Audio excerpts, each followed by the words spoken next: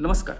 आपल्यावरती कुठलीही दृष्ट बाधा आहे, पिशाच्य बाधा आहे. आपलीसुद्धा ही कोर्ट कचेरीची कामं ही रखडलेली आहेत. कुठला कोर्टाचा निकाल आपल्या बाजूने लागत नाही आहे.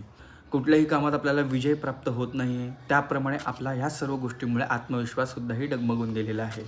तर ह्या सर्व गोष्टींवरती मात करण्याकरता आज तुम्हाला एक असे सुंदर असे एक स्तोत्र सांगतो आहे. या स्तोत्राचं पठण केल्यामुळे तुम्हाला नक्कीच फायदा होणार आहे आणि मी जे काही बोललो आहे त्यावरती तुमचा नक्की विजय होईल. दृष्टबाधा, पिशाच्य बाधा यासुद्धाही दूर होण्याकरता तुम्हाला मदत होईल. तर ते स्तोत्र काय आहे? ते हनुमान वडवाल स्तोत्र आहे. पण हे वाचायला कधी सुरुवात करायची आहे? हे वाचायला कुठल्याही बुधवारपासून सुरुवात करायची आहे.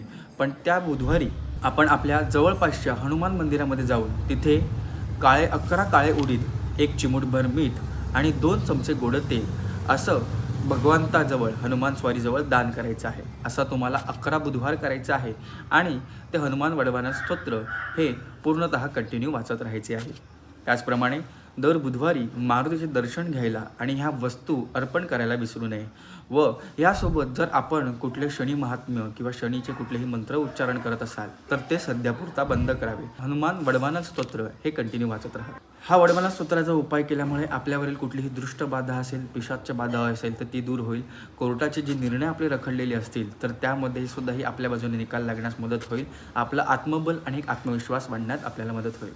तर येणाऱ्या बुधवारपासून हा आपण नक्की उपाय करायला सुरुवात करावी आणि हा उपाय केल्यानंतर तुम्हाला काय अनुभव येतो तो अनुभव मला येऊन या कमेंट बॉक्समध्ये सांगायला नक्की विसरू नका. धन्यवाद.